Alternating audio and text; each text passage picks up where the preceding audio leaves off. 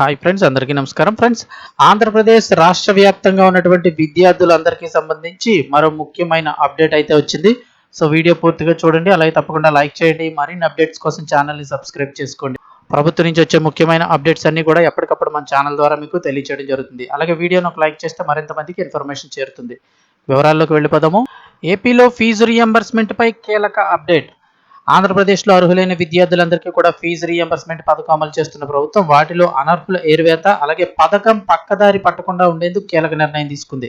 Fee reimbursement బకాయిలు పేరుకుపోతున్న నేపథ్యంలో వాటి విడుదలకు ఏర్పాట్లు చేస్తున్న ప్రభుత్వం అంతకు ముందే అనర్హుల్ని గుర్తించే పనిలో పడింది. అలాగే అర్హులెవరు, అనర్హులెవరు ఈ గుర్తింపులో పడింది. ఇందులో భాగంగా ఫీజు రీఎంబర్స్మెంట్ మొత్తాలు ఖాతాల్లో ఎలాంటి ఇబ్బందులు లేకుండా పడాలంటే కొన్ని నిబంధనలు కంపల్సరీగా పాటించాలని అయితే చెప్తున్నారు.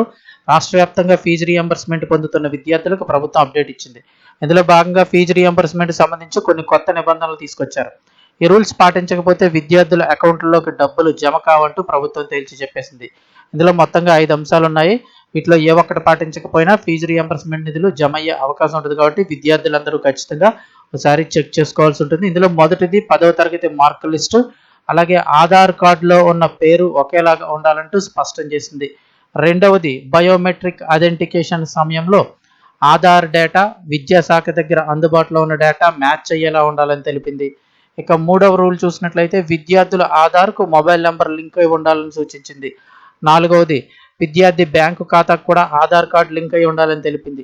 ఐదో నిబంధన ప్రభుత్వ గణాంకాల ప్రకారం 20% విద్యార్థులు తమ వివరాలు అప్డేట్ చేసుకోవాలంటూ కోరింది. సో ఎవరైతే మీరు ఈ రూల్స్ ఖచ్చితంగా ఒకసారి చెక్ చేసుకోండి. 10th క్లాస్ మార్క్ లిస్టులోనూ ఆధార్ కార్డులో పేరు ఒకేలా ఉందా లేదా చెక్ చేసుకోండి. రెండవది బయోమెట్రిక్ ఐడెంటిఫికేషన్ సమయంలో ఆధార్ డేటా విద్యాశాఖ దగ్గర ఉన్న అందుబాటు డేటా మ్యాచ్ అయ్యేలా ఉండాలని చెప్పారు. ఇక మూడవది విద్యార్థుల ఆధార్కు మొబైల్ నెంబర్ లింక్ అవ్వాలి. బ్యాంక్ ఖాతాకు కూడా ఆధార్ అయితే లింక్ అయ్యి ఉండాలి. ఒకసారి మీరు చెక్ చేసుకోవాల్సిన ఒకసారి చెక్ చేసుకోండి. ఇంకేమైనా మిస్టేక్స్ ఉంటే గ్రామ వార్డు సచివాలయాల్లో ఒకసారి మీరు కనుక్కున్నట్లయితే అవి మీ అకౌంట్ని బట్టి అయితే వాళ్ళు చెక్ చేసి చెప్తారు.